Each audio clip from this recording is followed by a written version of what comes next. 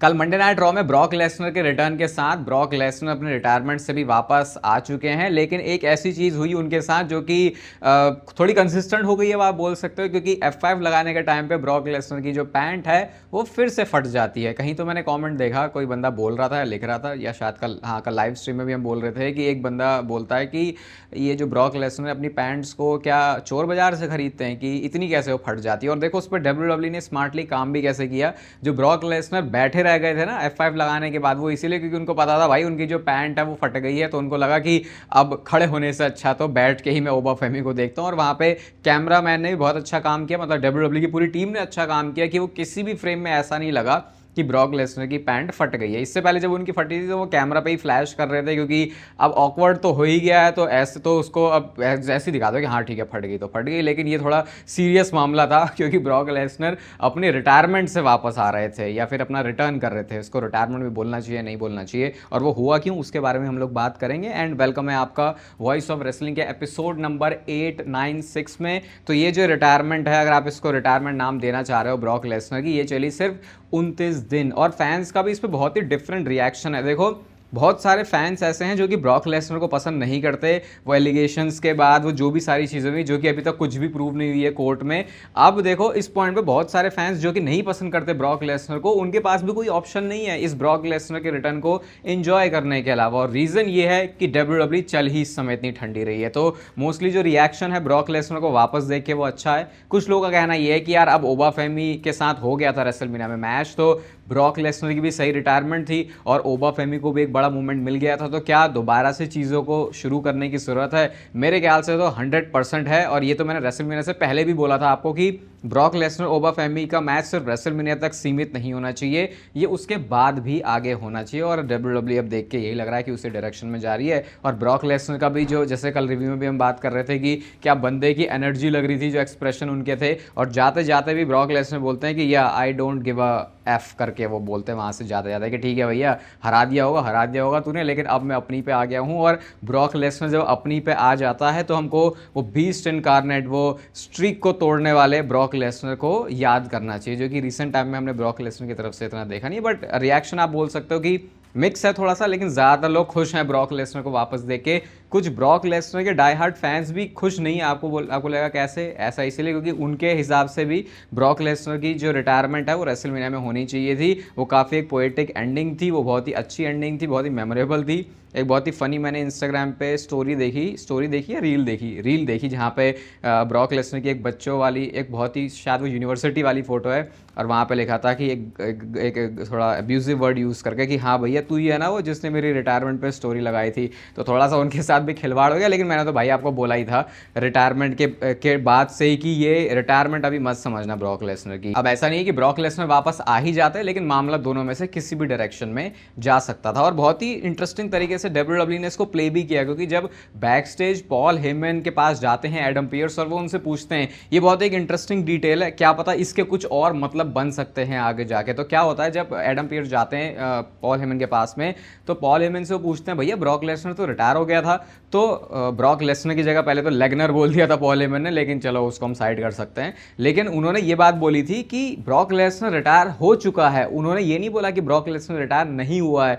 तो ये WWE क्या स्टोरी दिखाना चाह रही है कि ब्रॉक लेसनर रिटायर तो है, पॉल हेमन भी बोल रहे हैं कि वो रिटायर हो गया है, लेकिन ब्रॉक लेसनर वापस आ गया है, जिसका डेफिनेटली मतलब रिटायरमेंट नहीं है। तो ये कुछ अभी तो एक ये स्टोरी में कुछ इंपॉर्टेंट रोल ये चीज़ प्ले करने वाली है जो पॉल हेमन ने बोली। वरना WWE ऐसा भी कर सकती थी कि वो बोलते कि नहीं भैया ब्रॉक लेसनर वापस आ गया, वो रिटायर नहीं हुआ था, लेकिन वैसा पॉल हेमन ने नहीं बोला। और WWE ने जो प्लेसमेंट रखी ब्रॉक लेसनर के रिटर्न की, ये शो के क्लोजिंग में नहीं था, उसने WWE को अलाउ किया कि वो क्लैश इन इटली का जिक्र कर सकें। अब ऑब्वियस सी बात है, अभी तक ये मैच ऑफिशियल नहीं हुआ, लेकिन मैच होगा ब्रॉक लेसनर और ओबा फेमी का क्लैश इन इटली में। तो देखते हैं ये जो बात बोली पॉल हेमन ने कि ब्रॉक लेसनर रिटायर नहीं हुआ, उसके क्या मतलब बन सकते हैं। और अचानक से जो क्लैश इन इटली है भाई, वो एकदम से बहुत धांसू सा शो लग रहा है। सबसे पहले तो मैं आपको एक ग्राफिक दिखाता हूँ भाई, ये मूविंग ग्राफिक है और WWE ने क्या ही बना दिया इसको जेकब फाटो और रोमन रेंस के मैच के लिए। और आई थिंक अभी सारे ही मैचेस के लिए ऐसा होने वाला है। और रोमन रेंस ने भी रिएक्ट किया मंडे नाइट रॉ के बाद, वो ट्वीट करके लिखते हैं कि जस्ट रिमेंबर, ये बात याद रखना,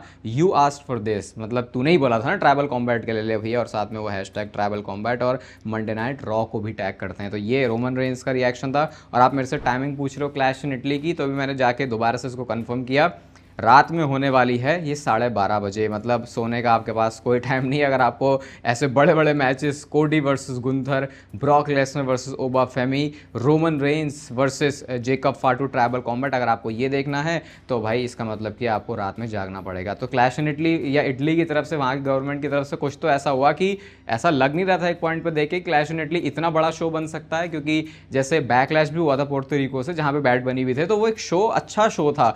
लेकिन बात होती नहीं कि बिल्कुल ऐसे बड़े बड़े सुपरस्टार्स को फीचर करके बड़े बड़े मैचेस बनाना, ये हमको टॉप 4 पीएलईज में ही दिखता है, फिर अगर सऊदी की तरफ से डिमांड आ जाए तो वैसी कुछ फील है क्लैश इन इटली के लिए, जो कि इस पॉइंट पे बहुत जरूरी भी था कंसिडरिंग जैसा डब्ल्यूडब्ल्यूई का मामला चल रहा है रेसलमेनिया के बाद से। डिलुलु में रहना क्या होता है, चलो मैं उसका आपको एक प्राइम एग्जांपल देता हूं। तो मार्क शपीरो ने भी कमेंट किया कि बैक टू बैक जो उन्होंने 2 रेसलमेनिया लास वेगस से करी, और ये मैंने आपको बताया भी था कि निक खान ने बोला ये बात कि ठीक है हम दोबारा इसको कभी नहीं करेंगे, लेकिन ये सक्सेसफुल रहा।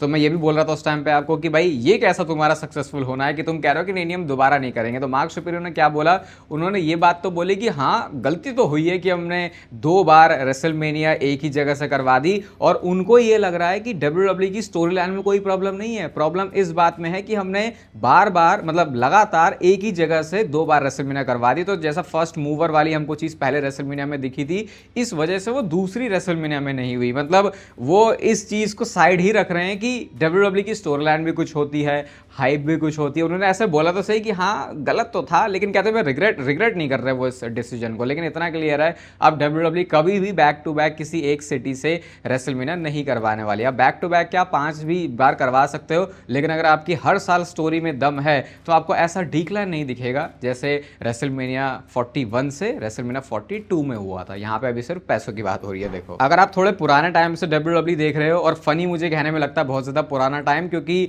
वो पुराना टाइम तो है लेकिन लगता नहीं है कि पुराना टाइम है, क्योंकि मैं 2017 की बात कर रहा हूँ, 18 की बात कर रहा हूँ, आई थिंक 17 की मेजर मुझे बात करनी चाहिए, 16 की बात करनी चाहिए, जब एंजो अमोरे डब्ल्यूडब्ल्यूई कंपनी में हुआ करते थे। बिग कैश के साथ उनकी टीम थी और क्राउड में वो बहुत ज़्यादा ओवर थे जब वो माइक पे आते थे। एंड आपके लिए गुड न्यूज़ अगर आप एंजो अमोरे को वापस देखना चाहते हो, क्योंकि रेसलमेनिया वीक में डब्ल्यूडब्ल्यूई और एंजो अमोरे कॉन्टैक्ट में थे एक कॉन्ट्रैक्ट को नेगोशिएट करने के लिए कि क्या एंजो अमोरे डब्ल्यूडब्ल्यूई कंपनी में आ सकते हैं। तो ये तो आउट ऑफ नोवेयर आया, मुझे लगा नहीं था कि एंजो अमोरे कभी वापस डब्ल्यूडब्ल्यूई में आ सकते हैं, लेकिन अभी कुछ तो इनके बीच में बातचीत चल रही है।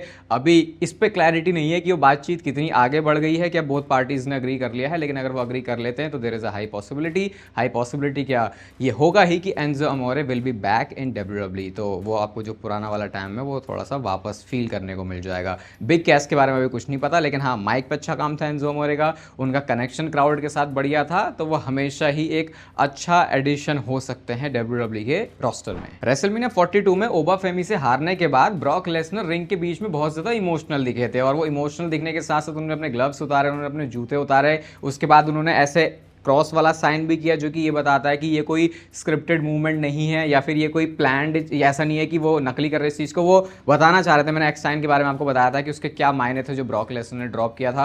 ब्रॉक लेसनर रोते हैं और ये बंदा रो बिल्कुल भी नहीं सकता, अगर इसे मतलब अगर वो चीज़ झूठ होती तो ब्रॉक लेसनर बिल्कुल भी वहाँ पर रोने नहीं वाले थे। लेकिन फिर ये हुआ क्या, क्यों ब्रॉक लेसनर वापस आ गए? वैसे तो कल हमने जो लाइव करी थी इसमें हमने इसको डिस्कस किया था, तो ब्रॉक लेसनर इसके बाद वापस कैसे आ गए और ये हुआ क्या कि 30 दिन के अंदर ही ब्रॉक लेसनर वापस आए, ये बहुत सारे फैंस को कंफ्यूज कर रहा है। अब मैं आपको इसके पीछे थोड़ी सी क्लैरिटी देने की कोशिश करता हूं। जैसे ही रेसलमेनिया खत्म हुई थी, मैंने आपको उसके बाद से ही बोलना शुरू कर दिया था कि अब तक डब्ल्यूडब्ल्यूई ने वो जो रिटायर्ड वर्ड है उसको यूज नहीं किया, लेकिन जब डब्ल्यूडब्ल्यूई ने रिटायर वर्ड यूज करना शुरू कर दिया, इसका मतलब कि शायद डब्ल्यूडब्ल्यूई और ब्रॉक लेसनर के बीच में बातचीत हो गई है, क्योंकि डब्ल्यूडब्ल्यूई को बिल्कुल भी नहीं पता था कि रिंग में जाके ब्रॉक लेसनर रेसलमेनिया में ऐसा करने वाले हैं मैच खत्म होने के बाद। तो वो उस चीज के लिए प्रिपेयर्ड नहीं थे, वो उस चीज के लिए रेडी नहीं थे। लेकिन Brock Lesnar doesn't give a F, उन्होंने कहा कि ठीक है भैया मुझे तो जो करना वो मैं करके चले जाऊंगा। और डब्ल्यूडब्ल्यूई इसीलिए रिटायर वर्ड उस समय नहीं यूज कर रही थी, क्योंकि वो सेटिंग बैठाने में थे ब्रॉक लेसनर के साथ में। लेकिन एक बार जब सेटिंग हो गई,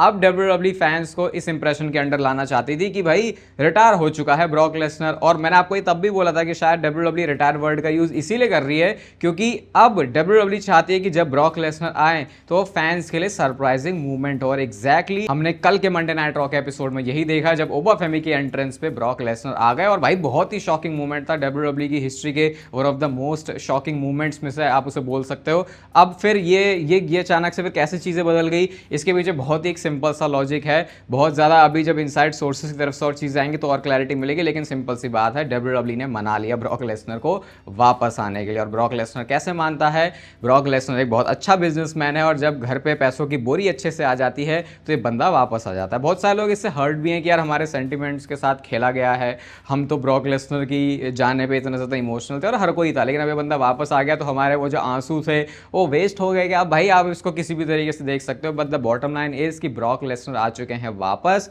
और अभी वो ओबा फैमिली के साथ अपनी फ्यूड को कंटिन्यू करने वाले हैं। और क्लैश इन इटली में ये रीमैच होगा, जो कि पॉल हेमन ने बोला भी है कि डब्ल्यूडब्ल्यू का हिस्ट्री का बिगेस्ट रीमैच। अब देखते हैं जिस तरीके से इसको बिल्ड कर रहे हैं क्या उस लेवल पे खरा उतरता है, और जिस तरीके से ब्रॉक लेसनर हारे थे रेसलमेनिया में, इस बार क्लैश इन इटली में शायद आप एक डिफरेंट ब्रॉक लेसनर एक्सपेक्ट कर सकते हो। तो आई होप आपके दिमाग में ये जो कंफ्यूजन होगा उस पर थोड़ी सी क्लैरिटी आई होगी कि ये ब्रॉक लेसनर रिटायर होने के बाद वापस किस तरीके से आ गए। तो कल मंडे नाइट रॉ के एपिसोड में ब्रॉक लेसनर का आना शॉकिंग था, लेकिन उसके साथ साथ क्या एक सरप्राइज और हमारे लिए तैयार हो रहा है? क्या डब्ल्यूडब्ल्यू ने किसी चीज़ को टीज किया है?